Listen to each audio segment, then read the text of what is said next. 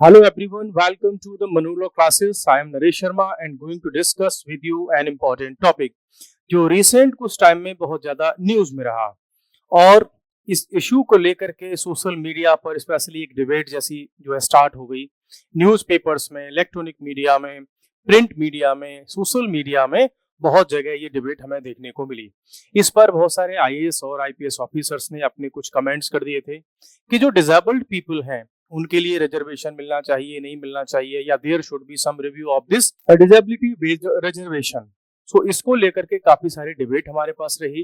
So now we are going to discuss this issue from the point of view of analysis. तो हम इसका एक critical analysis लेकर के यहाँ पे स्टार्ट करते हैं। तो आइए इस टॉपिक को हम देखते हैं कि क्या इसमें हमारे पास में इश्यूज अवेलेबल हैं, क्या इसकी डिबेट्स हैं और क्या इसके नेगेटिव पॉइंट्स हैं, इसके पॉजिटिव पॉइंट्स क्या हैं, इसका वे फॉरवर्ड क्या हो सकता है, इसका सॉल्यूशन क्या हो सकता है।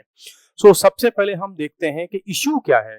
देखो, रिसेंटली अभी हुआ है कि पूजा खेड़कर नाम की एक आईएएस ऑफिसर, उन पर एलिगेशंस हैं कि उन्होंने फाल्स सर्टिफिकेट्स यूज किए और डिसेबिलिटीज को अपनी प्रूव करने के लिए पर्सन्स विद डिसेबिलिटी का इन्होंने जो कोटा है, जो रिजर्वेशन है, उसको यूज किया। अब जब इन्होंने यूज किया तो ऐसे कुछ और भी सोसाइटी में वीडियोस आए सोशल मीडिया पर जिसको कि ऑल ओवर इंडिया ने देखा, बहुत सारे लोगों ने, कि भाई जब आप डिसेबल्ड हैं तो फिर आप कैसे घुड़सवारी कर रहे हैं, आप हॉर्स राइडिंग कैसे कर रहे हैं, और भी बहुत सारे जो स्पोर्ट्स हैं जिसको नॉर्मल पर्सन जो है प्ले करते हैं उनको आप इतना अच्छे से कैसे प्ले कर पा रहे हैं अगर आपने डिसेबिलिटी के बेस्ड पर कोटा लिया है। वही इशू था पूजा खेड़कर के साथ में। इन पर एलिगेशंस थे कि इन्होंने फेक ओबीसी सर्टिफिकेट बनवाया, अपना जो नेम है वो चेंज वगैरह कर दिया। तो जितने अटेम्प्ट्स अलाउ होते हैं उससे बहुत ज्यादा अटेम्प्ट्स आपने दिए नेम वगैरह चेंज करके, और पीडब्ल्यूडी, डिसेबिलिटी, ये बहुत सारे जो आपने फेक सर्टिफिकेट्स बनाए।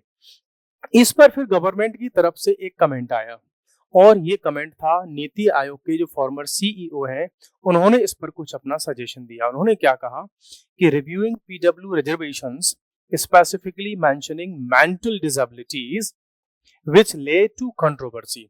मींस जब उन्होंने ये कहा कि जो पीडब्ल्यूडी रिजर्वेशन है और स्पेशली जिसमें मेंटल डिसेबिलिटी की बात होती है उसके हमें रिव्यू करना होगा, तो उसकी वजह से क्या हो गई, एक सोशल मीडिया पर कंट्रोवर्सी स्टार्ट हो गई। ठीक है, अब इससे क्या है कि concerns about attitudes toward disability and reservation policies. Means जब इतने बड़े ऑफिसर ने इस पर कमेंट कर दिया कि हमको पीडब्ल्यूडी में रिव्यू करने की रिक्वायरमेंट है कि जो फिजिकली डिसेबल्ड पर्सन हैं, जिनको हम दिव्यांग नाम भी दिया गया था ऑनरेबल प्राइम मिनिस्टर सर ने काफी टाइम पहले, कि भाई जो मेंटली डिसेबल पर्सन है उनके लिए जो रिजर्वेशन मिलता है उसको हमें रिव्यू करने की रिक्वायरमेंट है। अब बहुत सारे सोशल मीडिया एक्टिविस्ट या जो सिविल सोसाइटी ऑर्गेनाइजेशंस हैं उन्होंने इस पर अपने व्यूज देना स्टार्ट किया और इसको क्रिटिसाइज करना स्टार्ट किया। मींस यहाँ पर इशू ये निकल करके आया कि भाई क्या फिर जो फिजिकली डिसेबल्ड पर्सन्स हैं फिर क्या उनका रिजर्वेशन नहीं मिलना चाहिए, बिकॉज वो सोसाइटी के एक ऐसे क्लास से आते हैं कि जिनको बहुत सारी सिचुएशंस जो एडवर्स होती हैं वो फेस करनी होती हैं। सो उन्हीं को लेकर के बहुत सारे इश्यूज हमारे पास में आए। तो सबसे पहले मैं आपको थोड़ा सा एक आइडिया देता हूं कि डिसेबिलिटी की जब हम बात करते हैं तो क्या क्या उसमें काउंट होता है। ब्लाइंडनेस हो सकती है, उसमें लो विजन हो सकता है, लेप्रोसी हो सकती है, लोकोमोटर डिसेबिलिटी मींस हम मूव नहीं कर सकते, चल नहीं सकते, डॉफिज्म हो सकता है, इंटेलेक्चुअल डिसेबिलिटी, मेंटल इलनेस या मल्टीपल स्लेरोसिस, और थैलीसीमिया हो गया, हीमोफीलिया हो गया, सिकल सेल डिजीज हो गया। ठीक है, there are multiple kind of disabilities जो कि किसी भी पर्सन को लाइफ में हो सकती हैं या वो बाय बर्थ भी हो सकती हैं। तो ऐसे बहुत सारे इश्यूज हैं। अब देखो इसमें जो प्रॉब्लम कहां पर क्रिएट हुई, जैसे एक पक्ष तो ये है, वो ये कहता है कि डिसेबल्ड पर्सन्स को सोसाइटी में बहुत सारी डिस्क्रिमिनेशन, बहुत सारी जो एडवर्स सिचुएशंस हैं उनसे डील करना होता है। दूसरा जो पक्ष है, जो अदर साइड है, वो ये कहती है कि भाई जिस जॉब को ये ठीक से नहीं कर सकते उस कैडर में, उस रिस्पॉन्सिबिलिटी में इनको ना रखा जाए। जैसे फॉर एग्जाम्पल एक आईएएस ऑफिसर है, उन्होंने ये लिखा था कि यदि आप किसी एक फ्लाइट में जा रहे हैं, आप ठीक है, आप फ्लाइट से जा रहे हैं कहीं पर, तो क्या आप ऐसी फ्लाइट में बैठना पसंद करोगे जिसको कोई डिसेबल्ड पर्सन चला रहा हो, जो मेंटली सिक हो या उसकी फिजिकल कंडीशन ठीक ना हो? दूसरा उन्होंने एग्जाम्पल दिया था, ट्विटर पे लिखा था कि क्या आप ऐसे पर्सन से अपनी सर्जरी कराना चाहोगे, ऐसे डॉक्टर से जो मेंटली डिसेबल्ड हो, फिजिकली डिसेबल्ड हो, या उसके दौरे दौरे पड़ते हो, मिर्गी पड़ती हो, ऐसा कोई डिजीज हो, मेंटल डिजीज हो? सो ऑब्वियसली आप भी रिप्लाई करोगे कि नहीं भाई, ऐसे पर्सन से हम अपने सर्जरी तो नहीं कर पाएंगे। क्या फिर आप ऐसे ही किसी एडवोकेट से अपना केस उसको हाथ में दोगे जो मेंटली सिक रहता हो, टाइम टाइम पर उसको मीन्स से जो है मेंटल इश्यूज क्रिएट हो जाते हो? ऑब्वियसली कोई नहीं देना चाहेगा। तो यहां से यही डिबेट आगे बढ़ी।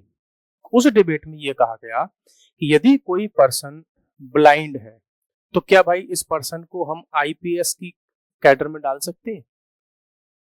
कोई पर्सन फिजिकली डिसेबल्ड है तो क्या हम उसको आर्मी में भेज सकते हैं? कोई पर्सन जो बोल नहीं सकता, स्पीचलेस है, तो क्या हम उसको आईएएस में, आईपीएस में, वो उस कैडर में डाल सकते हैं?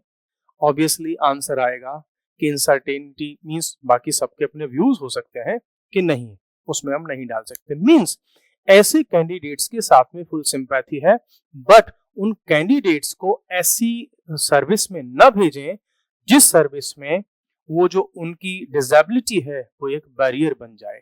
जैसे कोई आईपीएस ऑफिसर, तो उसे में अगर डिसेबिलिटी किसी को है तो वो ट्रेनिंग तो नहीं कर पाएंगे। आईएएस ऑफिसर हो गए, बहुत सारे उनको मूव करना होता है, पब्लिक डीलिंग करनी होती है, तो अगर उस केस में हम उनको किसी डिसेबल्ड पर्सन को उस सर्विस में हम उनको अलॉट करेंगे तो ऑब्वियसली प्रॉब्लम्स तो आएंगी कि वो उन अपनी रिस्पॉन्सिबिलिटीज को, जो उनके ऑफिस की रिस्पॉन्सिबिलिटीज है, वो अच्छे से उनको फुलफिल नहीं कर पाएंगे। That is the debate. अब हम आगे चलते हैं इसमें थोड़ा सा, तो और कुछ पॉइंट्स को देखते हैं। जैसे आप यहाँ देख सकते हो, बहुत सारे ऐसे पर्सन हैं जो लोकोमोटिव डिसेबिलिटीज हैं, उनको वो पैरों से चल नहीं सकते, ऐसी डिसेबिलिटीज हैं, तो ये उनकी जो व्हील चेयर है उसके थ्रू जाते हैं। व्हील चेयर देख रहे हैं यहाँ पर, लोग अपनी रनिंग कर रहे हैं, कंपटीशन है व्हील चेयर पर, ठीक। अब यहाँ पर एक बात निकल करके आती है कि जैसे ही उन आईएएस आईपीएस ऑफिसर्स ने इस बात पर कमेंट किया कि हम किसी पायलट को जो कि फिजिकली मेंटली डिसेबल है उसको फ्लाइट रन कराने के लिए नहीं दे सकते, तो वैसे ही हम किसी ऑफिसर को, किसी डिसेबल्ड पर्सन को किसी ऐसी पोस्ट पर, ऐसी सर्विस में क्यों अलॉट कर सकते हैं जो अपने उन पोस्ट की, अपने पद की, अपने ऑफिस की रिस्पॉन्सिबिलिटीज को प्योरली, करेक्टली, एफिशिएंटली बेयर नहीं कर सकता, उनको फुलफिल नहीं कर सकता। तो यहां से उनकी डिबेट स्टार्ट हो गई।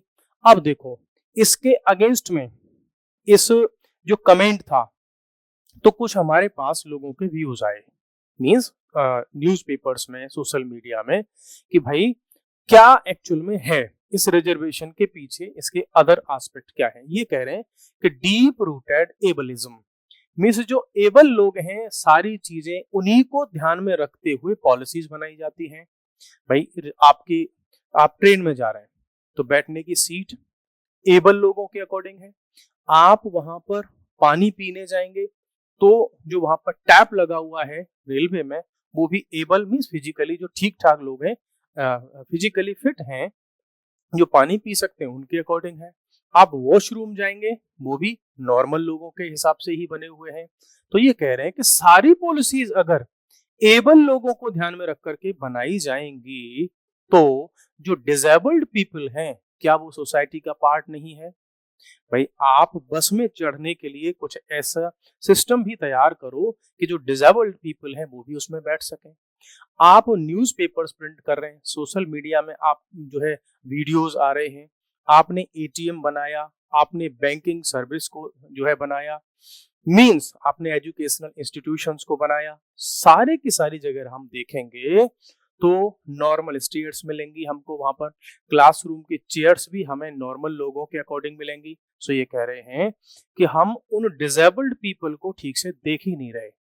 हम ये मान करके चल रहे हैं, गवर्नमेंट या सोसाइटी, कि भाई सब कुछ केवल एबल लोगों के लिए है, डिसेबल्ड पीपल को हम बिल्कुल ही इग्नोर कर रहे हैं। तो ये कह रहे हैं कि deep rooted ableism, lack of interaction, कि जो डिसेबल्ड पीपल हैं उनके सामने बहुत सारी प्रॉब्लम आती हैं, जैसे कि उनमें एक प्रॉब्लम है लैक ऑफ जो है interaction. Questions are raised about how much civil servants understand the challenges faced by PWD. भाई पीडब्ल्यूडीज में लोग अगर सिविल सर्वेंट बनेंगे तो वो कितने, और जो पहले से सिविल सर्वेंट्स हैं उनमें से ऐसे कितने हैं कि जो लोग फिजिकली डिसेबल्ड हैं उनकी प्रॉब्लम को समझते हैं। यहाँ पर ये कहना चाह रहे हैं, मैं अदर वर्ड्स में कहूँ कि जो ऑलरेडी आईएएस आईपीएस हैं, बड़े ऑफिसर्स हैं, पॉलिटिशियंस हैं, बड़े बड़े कॉन्स्टिट्यूशनल पोस्ट पर बैठे हुए लोग हैं, उनमें से कितने ऐसे लोग हैं जो फिजिकली डिसेबल्ड पर्संस की प्रॉब्लम को समझ पाते हैं। तो यहाँ पर आंसर आएगा कि ज्यादातर केस में उनकी प्रॉब्लम्स को नहीं समझ पाते। दूसरा, बैरियर्स। तो जो फिजिकली डिसेबल्ड पर्संस हैं उनके सामने सिग्निफिकेंट बैरियर्स आते हैं लाइफ में, जैसे इंफ्रास्ट्रक्चर, चाहे वो बस के लिए हो, रेलवे के लिए हो, एयरपोर्ट के लिए हो, ठीक है, उनके हिसाब से वहां पर सिस्टम तो नहीं होता। अभी कुछ दिन पहले जब मैं कहीं जा रहा था तो फ्लाइट डिले हो गई थी, तो मैंने वहां पर भी कुछ पर्सन को देखा था जो डिसेबल्ड पर्सन्स थे, वो दूसरों पर पूरी तरह से डिपेंडेंट थे। मींस उनको फ्लाइट में बिठाने के लिए, बोर्ड कराने के लिए 2 से 3 लोगों की हेल्प लगी, और वो ओल्ड एज पर्सन भी थे। इट मींस फ्लाइट का जो सिस्टम है उसमें बोर्डिंग डीबोर्डिंग का सिस्टम है वो तो एबल लोगों के हिसाब से बनाया गया है।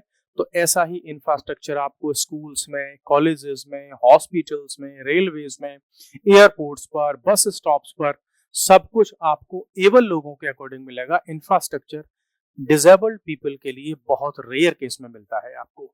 फिर एजुकेशन उनको नहीं मिल पाती। अब कोई लोग अगर ऐसे पर्सन हैं जो कम सुनते हैं, उनको हियरिंग, स्पीच या जो है विजन, उसकी प्रॉब्लम है, तो वो कैसे क्लास में उसको समझेंगे, नहीं समझ पाएंगे। एग्जाम फॉर्मेट, एग्जाम की जो फॉर्मेट डिजाइन की गई है, जैसे कि मान लीजिए यूपीएससी मेंस का एग्जाम है, तो उसमें आपको आंसर लिखना होगा। अब कोई पर्सन डिसेबल्ड है और उसको दिखता ही नहीं है या उसके दोनों हाथ नहीं है, कैसे लिखेगा? तो उसके लिए फिर स्क्राइब की व्यवस्था की जाती है। अब मींस एक बंदा खुद से सोच रहा है और अपने ही हाथ से लिख रहा है, वहीं उसने स्क्राइबर को बुलाया, वो उसको डिक्टेट कर रहा है, बोल रहा है, फिर वो वहां पर लिख रहा है, तो चेंज आ गया उसमें, लिखने में, समझने में और बोलने में। तो ऐसी बहुत सारी प्रॉब्लम्स उनको फेस करनी पड़ती हैं जो कि एबल बॉडी पर्सन को फेस नहीं करनी पड़ती। अनोदर रिजर्वेशन पॉलिसीज की अगर हम बात करें, भाई हमने कुछ पॉइंट देख लिए कि एक्चुअल में क्या उनके साथ में इश्यूज हैं, तो इन सारे पॉइंट्स को ध्यान में रखते हुए अगर हम देखें कि हमारी रिजर्वेशन की पॉलिसीज क्या हैं इसके सेक्टर में, तो these policies are meant to provide equitable opportunities. ये पॉलिसीज जो रिजर्वेशन की बनाई फिजिकली डिसेबल्ड पर्संस के लिए, वो इसलिए बनाई कि उनको भी इक्विटेबल अपॉर्चुनिटीज मिल सके। इट मींस जो नॉर्मल पर्सन है वो कंपटीशन में ऑलरेडी आगे है, लेकिन जो रिजर्वेशन वाला है, फिजिकली डिसेबल्ड है, उसको अगर उसी के साथ compete करना है जो फिजिकली एकदम ठीक ठाक है, तो नहीं कर पाएगा बहुत सारे केसेस में। तो इसीलिए ये पॉलिसीज बनाई गई कि उनको एटलीस्ट इक्वल फुटेज पर हम रख सकें। ठीक है, exploitation by a few should not overshadow the benefits for the majority. ये कह रहे हैं कि अगर कुछ लोग ऐसे हैं जैसे पूजा खेड़कर या any other officer, other candidate, उन्होंने अगर इस पॉलिसी का, रिजर्वेशन की पॉलिसी का एक्सप्लॉइटेशन कर लिया, उसको फेक तरीके से एक्सप्लॉइट कर लिया, उस पॉलिसी का बेनिफिट ले लिया, तो इसका मतलब ये नहीं है इन पॉलिसीज को हम बंद कर दें और जो मेजॉरिटी जो फिजिकली डिसेबल्ड पर्सन है, अदर लोग हैं जो जेन्युइनली फिजिकली डिसेबल्ड हैं, उनके बेनिफिट को ही हम फिनिश कर दें। इट मींस अगर किसी पर्सन ने जो है अपनी कार से किसी को हिट कर दिया, तो भाई इसने हिट कर दिया, अब इसका मतलब ये तो नहीं कि गवर्नमेंट क्या करे, बैन लगा दे कि भाई अब कोई भी पर्सन कार नहीं चलाएगा रोड पर और ना कोई कंपनी कार बनाएगी। तो ये इनका कहना है। इट मींस कि भाई अगर कुछ लोगों ने इस पॉलिसी का मिसयूज किया है तो इसका मतलब ये नहीं कि हम रिजर्वेशन को ही बंद कर दें फिजिकली डिसेबल्ड पर्सन के लिए। फिर कहते हैं ये कि बायस एंड डिस्क्रिमिनेशन, ये कहते हैं कि statements questioning the physical fitness of PWD means अगर सिविल सर्विसेज में फिजिकली डिसेबल्ड पर्सन आ रहे हैं उनके अगेंस्ट में अगर हम सोच रहे हैं तो पहले से ही हमारे पास में बायसनेस है, हमारे पास डिस्क्रिमिनेशन हो रहा है। और ये बात सच है कि जो फिजिकली डिसेबल्ड पर्सन होते हैं उनके साथ क्लास में, सोसाइटी में, इवन अपनी खुद की फैमिली में उनके साथ में डिस्क्रिमिनेशन होता है, उनके अगेंस्ट में बायसनेस होती है। ठीक है, और ये जो इश्यू है वो सोसाइटी में बहुत सारे लोग इसको जो है ओवरलुक कर देते हैं, उस पर ध्यान नहीं देते। ठीक है, नेक्स्ट पर कहते हैं कि challenges in employment and education, उनके साथ में एजुकेशन में भी प्रॉब्लम्स हैं और उनके साथ में एम्प्लॉयमेंट में भी बहुत सारी प्रॉब्लम्स होती हैं। कैसे, यहाँ पर एग्जांपल लेते हैं कि देखो अगर हम प्रीवियस टाइम की 2018 की अगर हम बात करें तो जो फिजिकली डिसेबल्ड पर्सन्स हैं उनमें से केवल 23.8% फिजिकली डिसेबल्ड पर्सन को क्या मिली, एम्प्लॉयमेंट मिली, जबकि नॉर्मल की अगर हम बात करें तो 50.2% का उनको मिल रहा है। इट मींस देखो कितना सारा गैप है। तो इसका मतलब जो फिजिकली डिसेबल्ड हैं उनको एम्प्लॉयमेंट और एजुकेशन में तो वो पहले से ही पीछे रह चुके हैं, पीछे छूट चुके हैं। एवरेज की अगर हम बात करें, अब इनके सामने बहुत सारे बैरियर आते हैं, जैसे इनएक्सेसिबल एजुकेशन। आपका, हमारे परिवार का कोई बच्चा है फिजिकली डिसेबल्ड है, खुद से स्कूल नहीं जा सकता, इट मींस अब उसके लिए कोई एक पर्सन और चाहिए उसको स्कूल ले जाए। देयर आर एक मींस हम कहें कि बहुत कम ऐसा संख्या होगी जो अपने डिसेबल्ड बच्चों को स्कूल तक ले जाते हो फिर उनको लेकर के आते हो। मींस ज्यादातर जो फिजिकली डिसेबल्ड पर्सन्स हैं वो एजुकेशन के हायर लेवल तक नहीं पहुंच पाते बिकॉज वो किसी दूसरे पर डिपेंड होते हैं स्कूल जाने के लिए, कॉलेज जाने के लिए या अपने अदर प्रोफेशन का वर्क करने के लिए। उनके साथ में स्टिग्मा जुड़ा होता है। मींस जैसे स्टडी मेंटल वर्क है, लेकिन अगर किसी के पैरों में दिक्कत है, लेग्स में पैरालिसिस है, डिसेबल्ड है, तो लेकिन लोग उसको पहले से ये मान करके चलेंगे तो डिसेबल्ड है, तो उनके साथ में एक स्टिग्मा भी जुड़ा होता है। उनके लिए कई बार ऐसे गंदे शब्दों का भी यूज किया जाता है जो फिजिकली डिसेबल्ड होते हैं। और इनएडुकेट वर्क प्लेस अकोमोडेशन, जैसे हम किसी ऑफिस की बात करें तो ऑफिस में जो चेयर होंगी, जो टेबल होगी, वो सब कैसी होगी आप बताओ, वो नॉर्मल होगी? तो फिजिकली डिसेबल्ड जो पर्सन है क्या उसके लिए किसी भी ऑफिस में स्पेशल टेबल होगी, स्पेशल चेयर होगी? क्या वो ऑफिस की सीढ़ियों से ऊपर जाने के लिए एक प्रॉपर डिसेबल्ड फ्रेंडली रैंप होगी क्या? सो ये बात बहुत क्लियर है कि इनके साथ में डिस्क्रिमिनेशन होता है। फिर ये बात करते हैं कि कुछ केस स्टडीज की।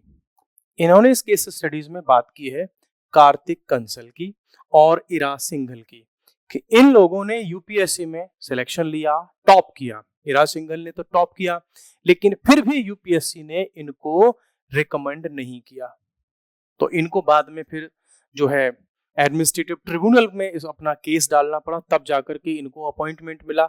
जैसे इरा सिंघल की बात करें तो उनकी जो फिजिकल जो बॉडी है उसमें जो मस्कुलर इश्यूज थे, लेकिन उनको फिर भी आईएएस अलॉट नहीं किया जा रहा था, तो इनको केस लड़ना पड़ा, तब जाकर इनको सर्विस अलॉट हुई। तो ये कह रहे हैं कि इनके अगेंस्ट में पहले से ही बायसनेस है, डिस्क्रिमिनेशन है, और ऊपर से अगर हम उस रिजर्वेशन को भी बंद कर देंगे तो ये सोसाइटी में ऊपर तक कैसे जाएंगे। मींस जो खुद से उन प्रॉब्लम्स को समझते हैं तो वो अगर अच्छी पोस्ट पर पहुंचेंगे, डिसीजन मेकिंग अथॉरिटीज अगर वो बनेंगे तो डिसेबल्ड पीपल के लिए कुछ अच्छे डिसीजन ले पाएंगे। नेक्स्ट अगर हम इसमें बात करें कि पोटेंशियल मिसयूज की, ठीक है, जैसे कि इन्होंने कहा कि स्क्राइब का मिसयूज, ठीक है, इसमें एक इशू उठा था कि भाई जिन फिजिकली डिसेबल्ड पर्सन्स को स्क्राइब की जो फैसिलिटी दी जाती है कि वो अपने साथ कोई एक पर्सन ले जा सकते हैं जो उनके लिए लिखेगा, ठीक, ये कह रहे हैं कि उसका कई बार मिसयूज भी होता है। जैसे आपकी राइटिंग ठीक नहीं है, ठीक है, या आपकी स्पीड अच्छी नहीं है, या आपने बहुत अच्छे से स्टडी नहीं की। ठीक, अब आप क्या कर सकते हैं कि एक स्क्राइब के लिए एप्लीकेशन दे दिया कि साहब मुझे स्क्राइब चाहिए लिखने के लिए। अब होगा क्या, आपकी खुद की एजुकेशन है, सपोज करो एमए इन पॉलिटिकल साइंस, आप एग्जाम देने जा रहे हैं पॉलिटिकल साइंस में किसी एक बड़े पोस्ट के लिए। आपने क्या किया, स्क्राइब के लिए एप्लीकेशन दिया, उस पर्सन की डिटेल दे दी, और वो पर्सन ऑलरेडी क्या है, कहीं पर प्रोफेसर है और पॉलिट साइंस का।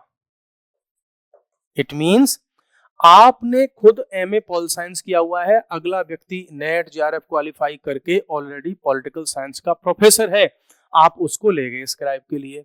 इट मींस अब आपसे तो बहुत अच्छा आंसर लिख पाएंगे वो, पॉलिटिकल साइंस की अच्छी नॉलेज उनको होगी।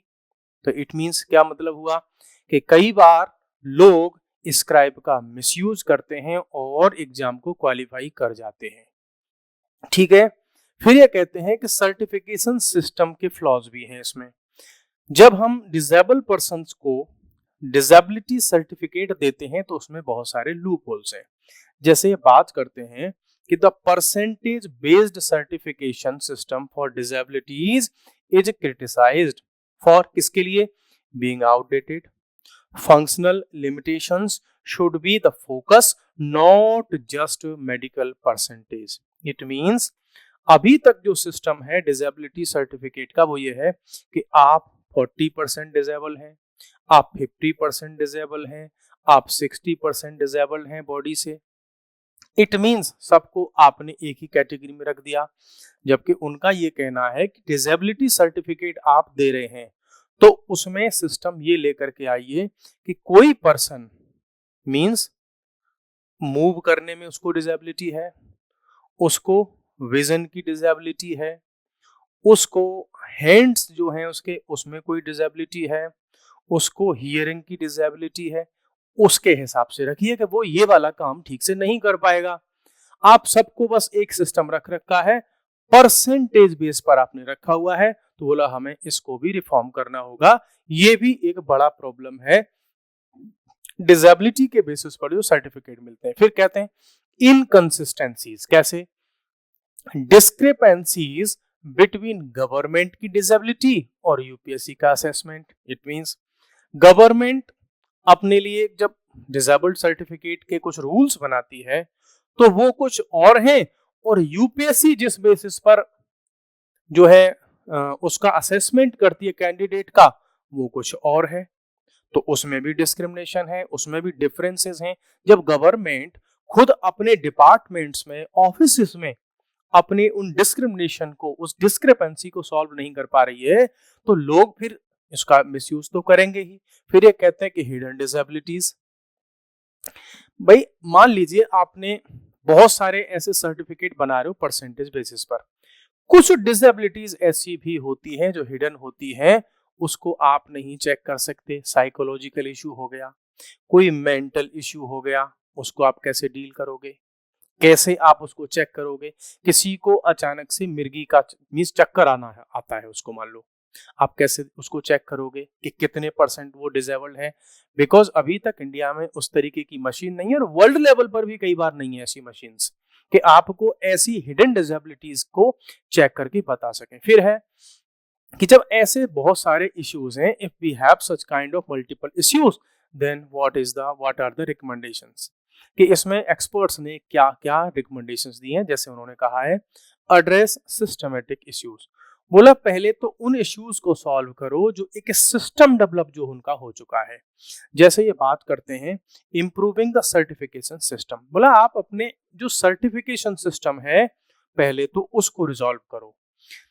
Systemic barriers rather than revising reservation policy, बोला आप अपनी रिजर्वेशन से रिलेटेड जो सिस्टम में इश्यूज हैं, जो पूरे सिस्टम में गड़बड़ हैं, पहले उनको ठीक करो, ना कि रिजर्वेशन की पॉलिसी पर विचार करना स्टार्ट कर दो। फिर कहते हैं पनिशमेंट ऑफ फ्रॉड, बोला if someone is using the disability based quotas and doing fraud then it doesn't mean that you should stop the reservation and scrap, means जो है उसको अबॉलिश कर दें आप रिजर्वेशन को, मींस आप पनिशमेंट लेकर के आओ जैसे पूजा खेड़कर इन्होंने यूज किया।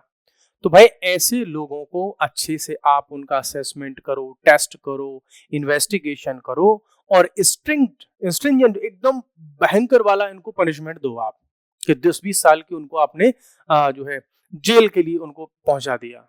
लेकिन ऐसा मत करो कि आप रिजर्वेशन को ही खत्म कर दें। इस रिकमेंडेशन में और कुछ रिकमेंडेशंस हम आप भी अपने लेवल पर देख सकते हैं कि भाई जो डिसेबल्ड पर्सन्स हैं उनके लिए और अच्छी पॉलिसी लाओ, उनके लिए इंफ्रास्ट्रक्चर क्रिएट करो, पॉलिसीज का रिव्यू करो, जो जिस पोस्ट में रिजर्वेशन को एडजस्ट कर सकते हैं आप उसी के बेसिस पर करो। इट मींस ऐसा तो नहीं है कि आप रिजर्वेशन से केवल एम्प्लॉयमेंट ही देखना चाहते हो, एफिशिएंसी भी तो देखनी पड़ेगी हमको। इट मींस आप अगर रिजर्वेशन दे रहे हैं तो इसका मतलब ये नहीं है कि आप किसी डिसेबल्ड पर्सन को रिजर्वेशन दे रहे हैं, आपको ये भी देखना होगा कि वो अपनी उस पोस्ट के साथ में जस्टिस कर पाएगा कि नहीं। इट मींस अगर कोई फिजिकली डिसेबल्ड है और आप बना करके भेज देते हैं आपको पुलिस में कांस्टेबल, दरोगा या और कोई भी पोस्ट, तो भाई उसकी जो पोस्ट की रिस्पॉन्सिबिलिटीज हैं उसमें फिजिकल फिटनेस तो फर्स्ट पर है। तो क्या अब हम ऐसे लोगों को वहां भेज सकते हैं पुलिस में, आर्मी में, फोर्स में? ऑब्वियसली नहीं भेज सकते। सो हम इसमें एंड में ये कह सकते हैं कि गवर्नमेंट की जो पॉलिसीज हैं, जो सर्टिफिकेशन सिस्टम है और जो उसका जो फ्रॉड को हम कैसे उसको स्टॉप कर सकते हैं, कैसे हम एक पनिशमेंट सिस्टम और अच्छा लेकर के आ सकते हैं, असेसमेंट हम और अच्छा कर सकते हैं, उन पर गवर्नमेंट काम करे, ना कि अचानक से उनके रिजर्वेशन को बंद करने पर काम करे। So that was the issue for today and I hope you liked this session. अगर आपको पसंद आया तो आप लाइक कर सकते हैं, इसका कोई पैसा नहीं लगता है। बाकी कमेंट्स में आप बताएं कि डिसेबल्ड पर्सन्स को आपके हिसाब से और क्या क्या प्रॉब्लम्स फेस करनी पड़ती हैं, उनके लिए और हम क्या स्टेप्स उठा सकते हैं। जो यूथ की आवाज है वो जाकर के बहुत सारी प्रॉब्लम्स को सॉल्व करती है और मुझे इंतजार रहेगा आपके कमेंट्स का, आपके सजेशंस का। हम फिर मिलेंगे किसी नए टॉपिक के साथ में, तब तक के लिए bye bye, thank you very much.